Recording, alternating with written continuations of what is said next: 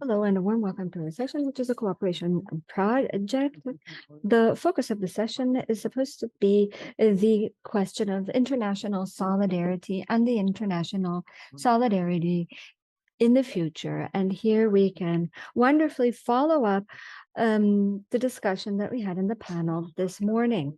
Our question is, to what extent the new Supply Chain Act is an instrument to be solidary, to expose solidarity. The company are in the phase of initiation. The act has come into force at the beginning of this year. We already talked that it also impacts the codetermination aspect. It would be great if there would already be specific decisions on co-determination. So we will take a look at the different actors in co-determination and what is that we can focus on in the act itself and what are fields of action. Then in the second part, we will hear of experience from the companies. This is a specific focus.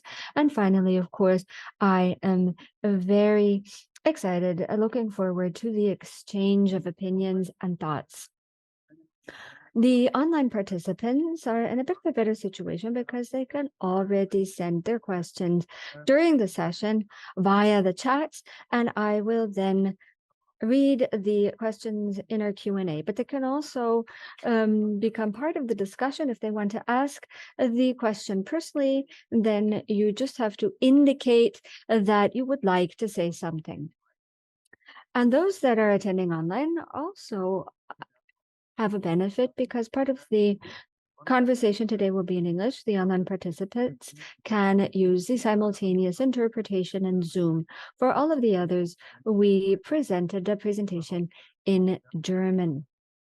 So we will show the presentations here on site, and those participating online can switch back and forth between the presentation and the online version, as you can do using Zoom. So let's start with the program. So first of all, we have Jungehülsing announced, and she's from ver.di and very much participated and was involved in this, but because she fell ill, she could not come. So Kathrin Schäfers is here for her. So she jumped in short term, and she will take over the part of Jenny Jungehülsing of ver.di as well. Thank you very much, Kathrin. Kathrin works in transnational trade union policy at IG Metall and is responsible for the cooperation with the colleagues from Sub-Saharan Africa. My question to you, Kathrin, is which part of the Value Chain Act is the most important to you, or the Supply Chain Act is most important to you? That's what I'm supposed to start with immediately? Yes. Okay, great. So what is the most important thing regarding the Supply Chain Act for us? What does it say in this act? So one of the pivotal aspects would be the procedures of complaint. So how can we make sure that the colleagues who have complaints are protected? And this is also something that would be relevant outside of the Supply Chain Act and is of utmost importance, because if you cannot safeguard or guarantee that the colleagues are anonymous, if you cannot guarantee that they will not have to force any punishment, then no act in the world will be beneficial. We see this very often in supervisory board sessions, for example, that the employer says, we had 3 complaints, but in our company, everything's fine. But the interpretation of this would also be maybe no one knows that they have the right to complain and they don't know how to do this. They have no idea of these appeal procedure. And this is a very essential part. What would the complaint mechanisms look like? And now I can continue? Okay. So thank you very much for the introductory question. This takes us into the midst of our topic because you also presented me in this way. I have a background in transnational trade union work. I'm not a legal expert. I take a look at the matter, and first of all, I ask myself, well, why do we need this? In practical terms, it's more than a checkoff system where procurement, for example, has to fulfill some rules and regulations. No, we above all need it if we take a look at this map. Why do we need a Supply Chain Act? Because in this year, more than ever before, there are violations of basic workers' rights. that we have to deal with. Very often we hear it's about avoiding slavery, it's about avoiding child labor, which of course is of utmost importance, but it's about very important trade union works like the right of association, the right to strike, the right to enter into collective bargaining. This year, more than at any point in time, it was not applied. And I just have a couple of figures for you. 77% of the companies have kept employees from exercising their right to come together in trade unions, for example, and 62% of the right of free speech would be restricted. And on top of this, we have a tax on staff, etc. So if we see this global perspective, and if we also bear in mind that our companies are active in these regions of the world, it is relevant to know. We already talked about the Supply Chain Act this morning, and I'm not really sure who is aware of this. I always think, okay, well, this is my area of work, so everyone should know this, but it becomes more and more clear to me that this is an expert topic, and that is why we wanted to focus on what this really was about. So all companies fall into this act that have a main or subsidiary company in Germany and have more than 1,000 employees. It doesn't have to be German companies. A US American automotive industry supplier with the corresponding number of employees also has to follow this act. And in 2024, this number changes. Now it's at 3,000 and it will be 1,000 employees. And it's always about the number of employees in Germany. Oftentimes, a question from the Global South is this: we do not have that many workers. So does it apply to us? It always depends on what the number of employees in Germany would be. So we could discuss throughout the entire session about the slide. I was told I'm not allowed to read this, and that's why I will skip it, because we already said many of the things that are on this slide. So next to many other topics, it's about basic trade union matters, the right of association. It's about labor and health protection. So these are our bread and butter topics, if you will, as well as some environmental aspects, but they only would be relevant if they have an impact on employees and the workers. We can talk about that at a later point. So what is it that the company has to do? The company has to fulfill different due diligence aspects. And then this morning, I heard someone saying, oh, this is a huge bureaucratic monster. Well, I would put this up for discussion. But first of all, the company has to demonstrate what it is that it does. So there has to be a basic declaration, a risk analysis. So in their supply chain, in their own company, they have to evaluate where are risks and how can I avert these risks from the beginning.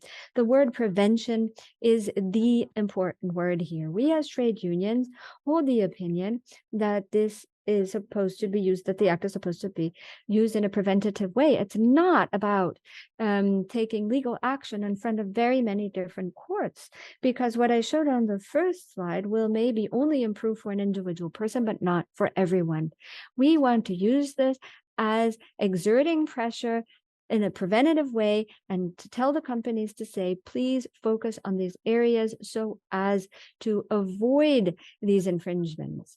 They have to introduce procedures of complaint, and they have to report about these things once a year. And who would monitor this? It's not IG Metall, and it is not ver.di. It would be the BAFA, which is the Federal Office for Economy and Exports.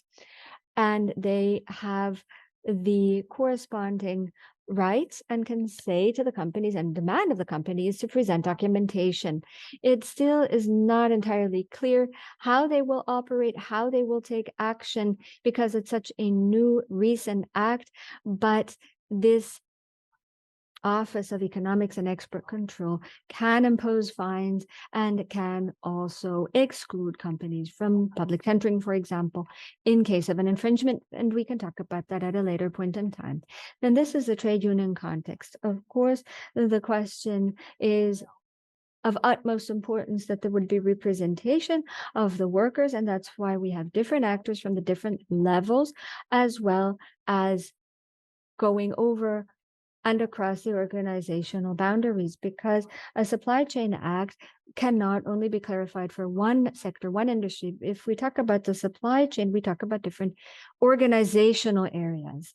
Works councils are defined as actors in the Economic Committee. This is something that was written into the act at a later point in time so that representatives of works councils can participate. And for this purpose, the legislation had to be changed. It may sound a bit exaggerated, but it's the first time that the foreign companies would also be part of our legislation. And this is something that points into the right direction. Over and beyond that, so next to the Economic Committee part in the Supply Chain Act, the company can use this, for example, to train their staff, introduction of digital technologies to evaluate risks. So for risk management, and work council members are involved in these things anyhow. I firmly believe that above all, it will be important to talk to colleagues from one and the same company, which, however, work at different sites in different countries, because my thesis is in the analysis, you shouldn't only rely on what the management analyzes, but maybe you should also ask your counterparts in different countries of the world and ask them, what do you think about this? Are you familiar with this act, with this legislation? Do you know about the complaints procedure? If I ask my colleague in Kenya, how do you complain? And she doesn't know, that's a very bad sign.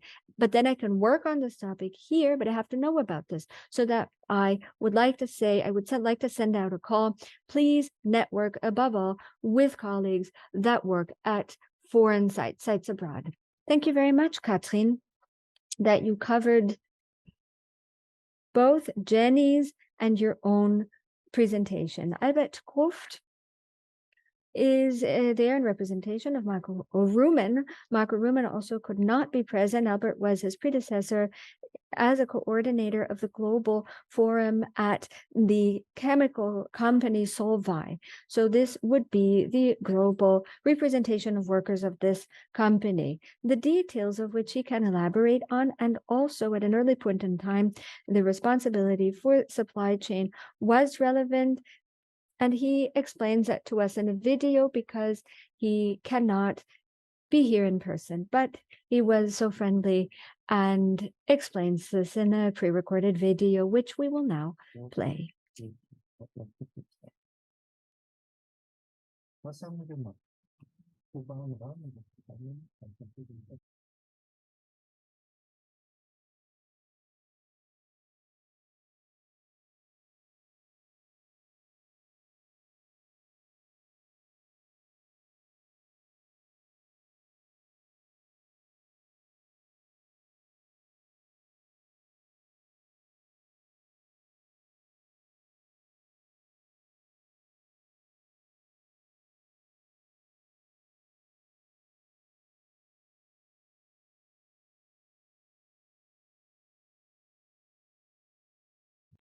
So last year, this was renewed at a time when the German Supply Chain Act was about to be passed, and the European Act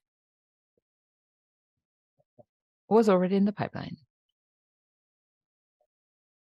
And in this new framework agreement, the actual supply chains have to have a special place.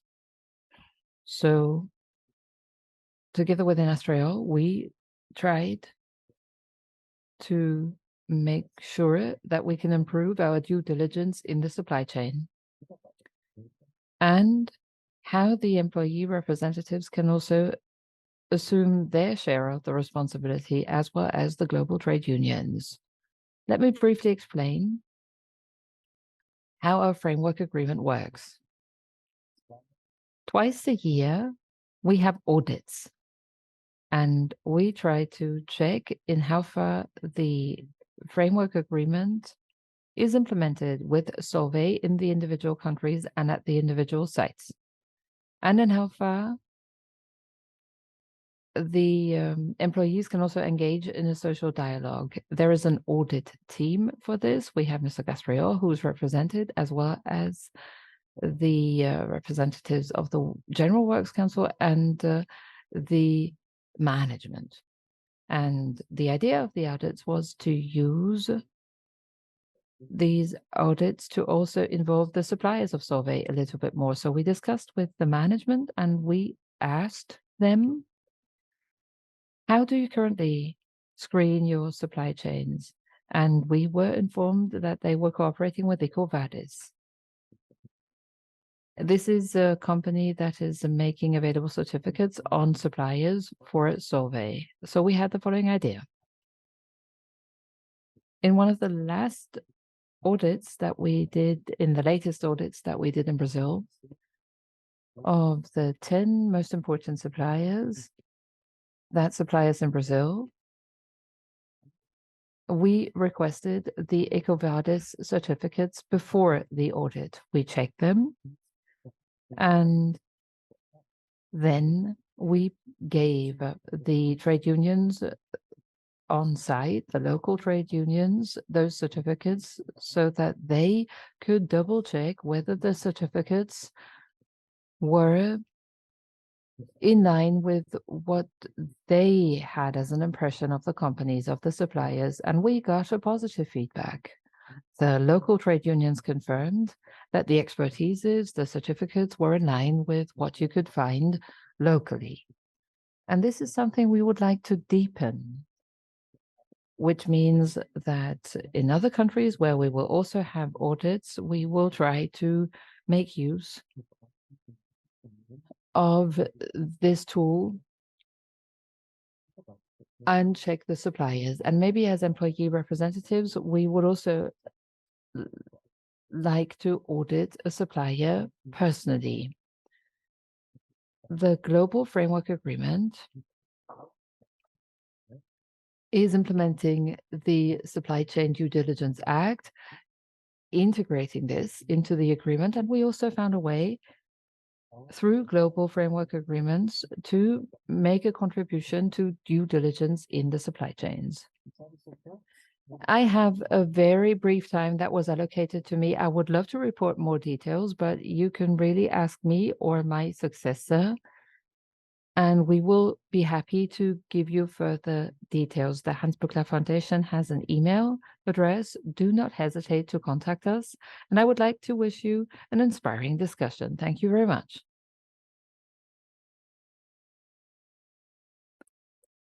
Thank you to Albert Gross, who unfortunately could not be here with us, but he was just giving us the example of an international company that at an early point in time was embarking on integrating supply chain due diligence and can already present practical results. So we will continue with Kerstin Marx. We are very happy that you are here today.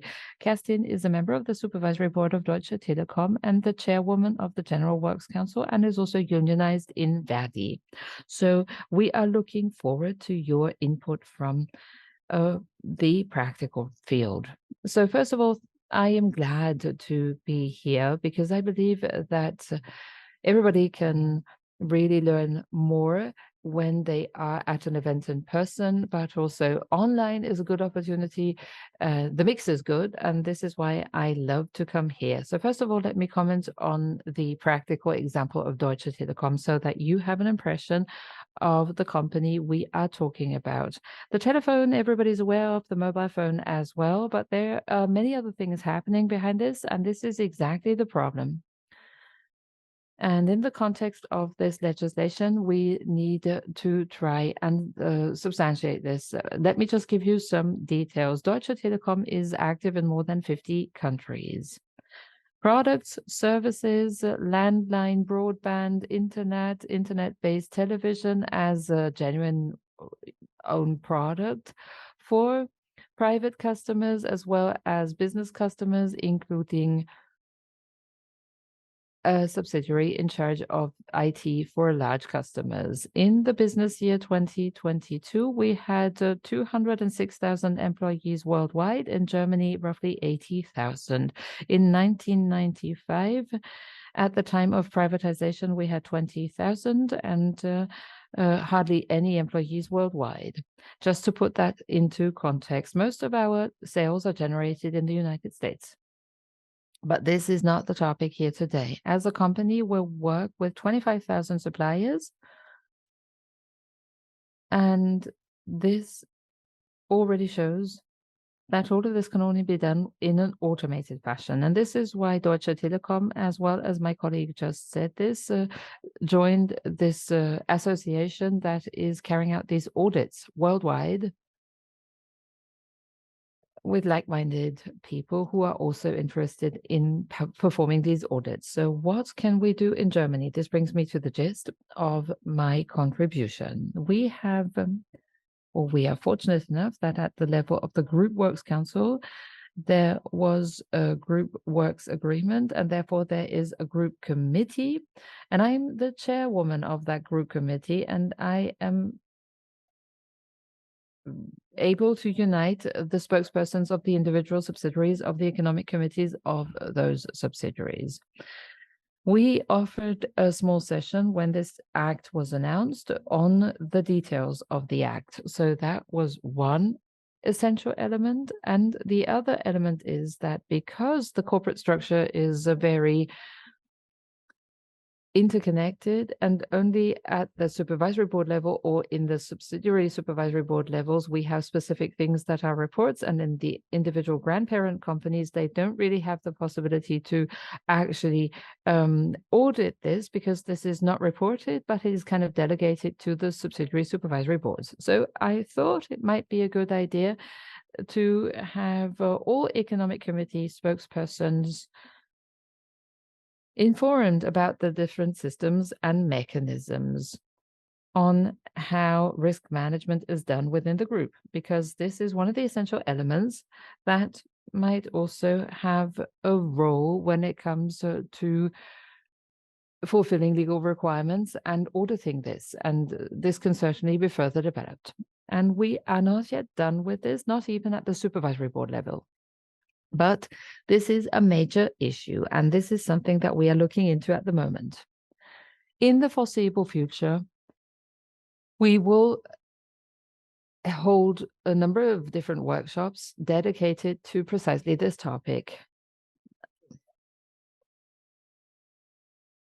So the point is that it is so difficult once you are used to reading reports, from larger units, and now you receive them from smaller units, and it's difficult to read those reports. So this is where we're trying to insist, and in every committee and group committee meeting, I'm trying to ask in how far this process has been further developed. So we have a well-developed risk management, we have an early warning system as well, and therefore we can use many of these elements to be able to handle this sheer number of suppliers that supply products to us worldwide and to track them.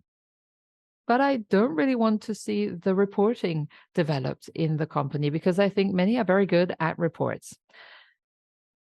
And it's just like everywhere in life, when there is no law, nothing happens. Only things get started to be done once there is legislation.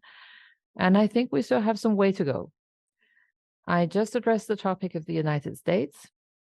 We have been fighting for years to have an agreement so that our colleagues from T-Mobile US can also unionize, and this without having to fear repression or sanctions. And I believe that this is a very long way, but this new legislation enables us to fight a little bit more for this. So this on this aspect, and now on the complaints mechanisms. We do have them in our group, and it's also open to customer complaints. We have one specific tool for anonymous reporting of complaints. And then these complaints are checked. This has also, as I said, been opened to customers and suppliers around the globe so that specific incidents can also be documented. And then this is also being screened, and this is something which is not just lost or vanished into thin air. So this means it's always good, even though it's really hard to also try and act to follow the legislation and the requirements. And of course, I can speak about this at the Group Works Council level, and I can also speak about, appointing a sustainability representative. But the question is, what are the competencies of this sustainability representative or commissioner, and what are the actual tasks? What is the actual remit? And this is so difficult, and we're trying to really make this very clear and be open and transparent about this. But I can tell you, this is not an easy job. Thank you very much, Kerstin.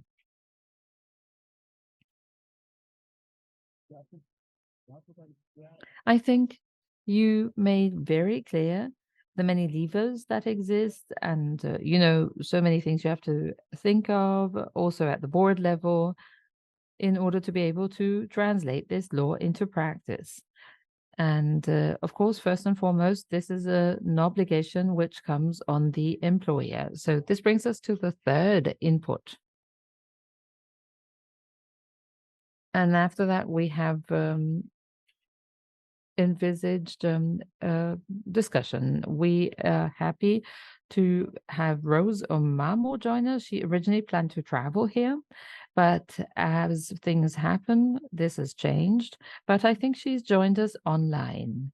Rose is the Secretary General of the Amalgamated Union of Kenya Metal Workers, and she's the Vice President of the Industrial Association of the Global Industrial. And the union she is active for is the sister union of the IG Metal, but in Kenya.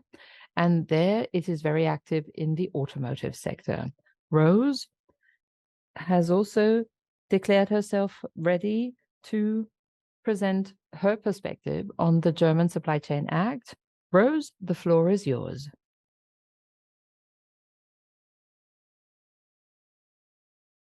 Thank you.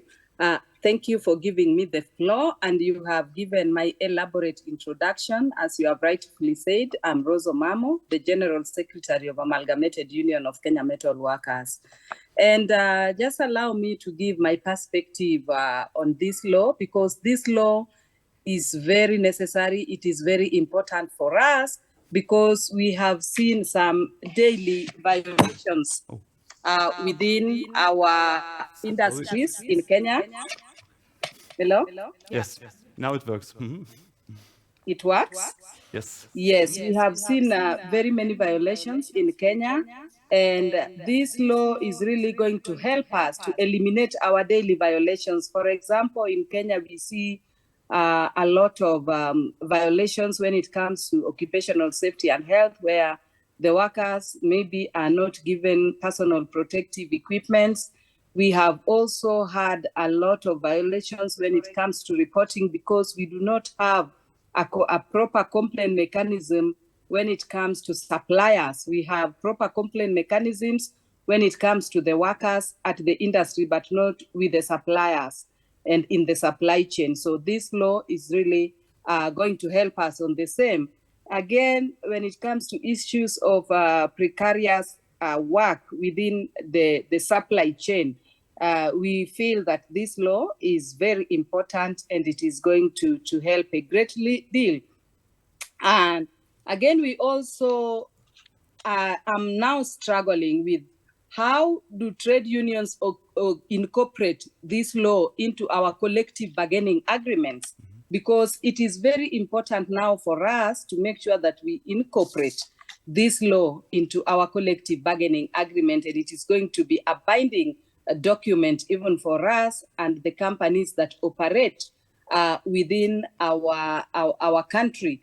Also, the issue of coming up with an African law that will be having precautions in case of violations, since what we have are just policies, and sometimes implementation of policies become a problem. So you find that they are not implemented fully. But now with this law, we are able to start thinking of other laws that we can also put in place that we can enact. There are many laws we know on due diligence, but this one is really important for us because it holds directly responsibility on the company. So we are able to hold that company responsible for violations. I, however, want to say that there is need for good networking between German and trade unions in our continent so that our unions can also learn how the German unions came up with this law. What was the process? What did you do? And then how can we borrow a leaf from it? We need to make sure that we see our representatives being trained more specifically on this law, because we know most trade unions in Africa, we know this law through our transnational network, which brings African automotive sector unions together with IG Metall, and that has always been supported by FES. But we know that some employers do not know about this law. They do not understand what this law would help them in doing if they are in Kenya, for example, because they say this is a German law. What has it to do with us in Kenya? So I believe that there will be need also for a lot of training so that we can understand the law better, but the employers too can understand it better. We need to do some mapping in the industries that are within us to make sure that the industries that we target are all trained, and we have some strategic trainings that can help the companies respect the law and obey the law. What I want to say is that this law will also promote networking, and more specifically to say here that it is very important for German trade unions to network with the African trade unions so that together we can make sure that we eliminate violations under all costs, because there are violations that may happen in Kenya, and if probably it's a German company, if there is no networking, we will have no means of reporting this to the German union so that they can help in this network to eliminate such violations. Then I also want to say that we need to have continuous cooperation among trade unions in Kenya and in Japan, and of course a global umbrella organization like FES, Friedrich think tank, can come in to also help in the political foundations, such as in such environment where we are coming together. I want to say, and to reiterate this again, that complaint mechanisms are needed that protect and do not discriminate against whistleblowers, because there are, when the whistleblowers' interests are not protected through a proper complaint mechanism, then it becomes very difficult for us to get information, because such whistleblowers will not come up to tell us what is happening. So, comrades, sisters, and brothers, I want to say that in any case, law can contribute to stronger international solidarity across borders. It does not necessarily just mean African continent and the German continent, but across borders. We can have a very strong international solidarity, and we will make sure that violations are not tolerated. I mean, we can promote zero tolerance to violations in the supply chain through this German Due Diligence Act. So those are my reflections, and I'm very happy for this law, and we truly look forward to us as trade unions incorporating this law into our collective bargaining agreements. Thank you. Mhm.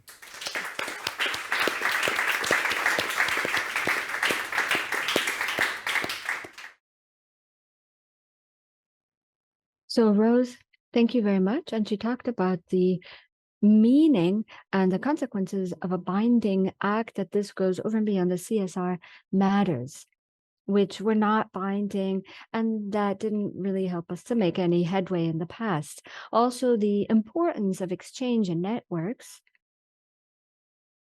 And this is absolutely obvious and clear that people in Kenya, first of all, don't know about this act, and then it's the German, they don't have knowledge about the German Supply Chain Act, and it is about protecting those that report infringements and to help them make this anonymously. We have roughly 10 minutes left, and I now would like to seize the opportunity for a Q&A involving the in-person and also the online audience. And Rosa Omamo is still there. We just don't see her picture right now, so you can also address questions to her about the reporting system and what would the design of a reporting system have to look like so that it's effective for you, so as to prevent, for example, violence. So what do you need so as to have access to the system?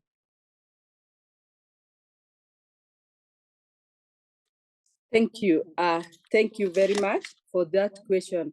What we really need is the law is already there, but how can we have a binding agreement on how the reporting system can take place, especially when it comes to violence? Because we know that sometimes when it comes to violence, it's not very easy to give evidence in such a manner. What are the investigative channels that have been put in place when it comes to reporting of such instances? So I know in Kenya we have policies which are not binding. Now we have the law. For me, could there be like an agreement, a collective bargaining agreement, like what I was saying, that is so binding that once the violation is realized, then people would go straight to the agreement and take action as possible? Thank you.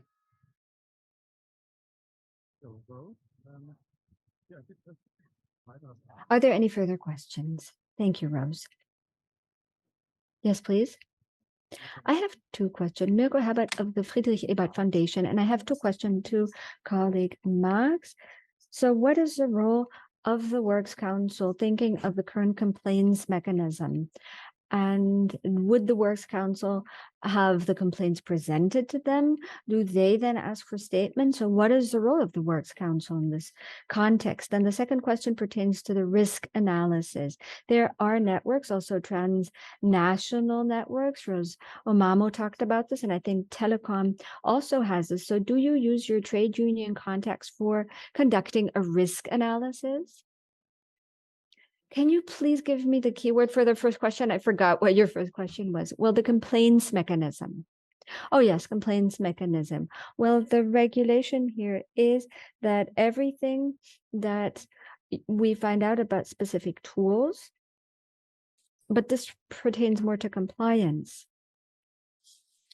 It's all too recent as to be able to talk about vast experience, but we agreed on one mechanism so that the information from this tool then is also something that we get. Then your second question is, yes, we try to use this. However, it's a long road to travel. It is difficult to implement. It's always easy to talk about it, but it's difficult to implement. Of course, we have a cooperation going on with the International Department of ver.di, and for the European situation, it is difficult to really make an impact. For me, it's about the impact, the results at this point in time. But yes, this is something that we do, and we are very patient. It's like running a marathon. And then during this marathon, you also have to go into short-term sprints as well. It's very difficult. I can give you an example. Just recently, we had a collective bargaining conflict in the Balkan countries. And of course, ver.di International became active, took action, but they only could kick off working on this topic, but there was no solution yet. But yes, this is the way that we operate. Are there any other questions? If not, I would like to ask a question to Kerstin. So it's about the specific work in the supervisory council. What is your impression? At which level could you motivate the works council, the supervisory council? We see that the implementation of the act is influenced by these consulting companies. They want you to work with checklists and they want you to resort to this kind of consulting. But is it maybe a way ahead to involve this in the international work? What is the situation when it comes to the implementation of the act? Or is it also about a transformation in the culture of the company? So what would you consider to be the current situation? The current situation, well, in my brief input, I already said this, and I'm happy to repeat. We are still right at the beginning. We will use the opportunities offered to us at this point in time if we focus on this in the supervisory board work. So our focus will be international work and cooperation between trade unions. And I'm assuming that it will be very difficult to discuss, but it's necessary. The question as to how we can then start to use this monitoring mechanism, because I think it's very important to monitor the efficacy of this tool. Here, I first of all have quite a positive impression of our risk management system in place. We are also a member of the different committees in which this is consulted and discussed. So we have a good possibility to make an impact. But there are differences across industries. The telecommunications and IT industry, here you really do not see a lot. And when it comes to the chemicals industry and automotive, there's a lot that's really more hands-on that I can actually touch. And this makes it more complex, but at the end of the day, in every cell phone, there's a chip. So that we also are very closely linked to this topic, but it's a very strenuous path ahead, but it will be worth the while. Thank you very much for your feedback. Something that became clear to me is that the act